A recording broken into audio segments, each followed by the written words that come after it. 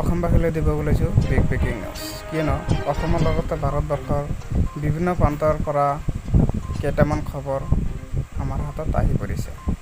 আৰু আপুনি যদি খবৰকেইটা জানিব বিচাৰে তেন্তে ভিডিঅ'টো স্কিপ নকৰি প্ৰথমৰ পৰা লাষ্টলৈকে চাওক। প্ৰথমটো খবৰ হৈছে মণিপুৰত পুনৰ ভয়ংকৰ ঘটনা। কোৱা হৈছে ৮০ বছৰীয়া বৃদ্ধাক জীৱন্ত জ্বলাই দিলে দুৰ্বৃত্তই। মৃত মহিলাগৰাকী এগৰাকী স্বাধীনতা সংগ্ৰামী পত্নী আছিল। শাৰীৰিক অসুস্থতাৰ বাবে ঘৰতে আছিল মহিলাগৰাকী। ২৮ মে'ৰ দিনা কুকি দুৰ্বৃত্তই জ্বলাই দিলে বৃদ্ধাগৰাকী। কাকচিং জিলাৰ চেৰগাঁৱত সংঘটিত হৈছিল এই ভীমসং ঘটনা। ঘটনাৰ দিনা আন কেইবাটাও ঘৰ জ্বলাই দিছিল কুকি দুৰ্বৃত্তই। ২ নম্বৰটো খবৰটো হৈছে ভয়ংকৰ বিমান দুৰ্ঘটনাত ৯জনৰ মৃত্যু। ভয়ংকৰ বিমান দুৰ্ঘটনাত ৯জনৰ মৃত্যু। উৰণৰ সময়ত ভয়ংকৰ দুৰ্ঘটনাত পতিত যাত্ৰীবাহী বিমানখন। জোছানত সংঘটিত হৈছে এই ঘটনা। মৃত ৯জনৰ ভিতৰত ৪জন গৰাকী সেনা জোৱান। দুৰ্ঘটনাত গুৰুতৰভাৱে আহত এটি শিশু। যান্ত্ৰিক বিজুতিৰ ফলত ভূপতিত হয় বিমানখন। ভয়ংকৰ বিমান দুৰ্ঘটনাত ৯জনৰ মৃত্যু। উৰণৰ সময়ত ভয়ংকৰ দুৰ্ঘটনাত পতিত যাত্ৰীবাহী বিমানখন।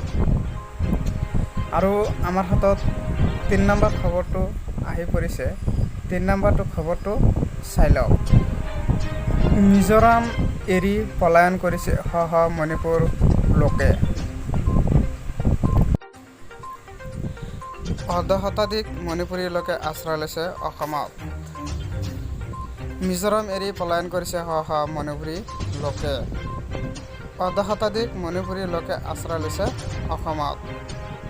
মিজো সংগঠনৰ ভাবুকিৰ পাছতেই অসমলৈ ৰাওনা মণিপুৰৰ একাংশ লোক।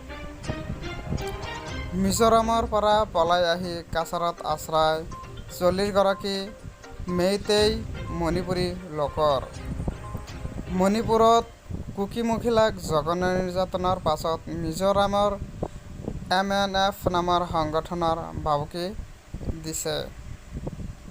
মিজোৰামত কৰ্মসূত্ৰে বাস কৰা মেইতেইসকলৰ মিজোৰাম এৰি যাবলৈ নিৰ্দেশ সংগঠনটোৰ।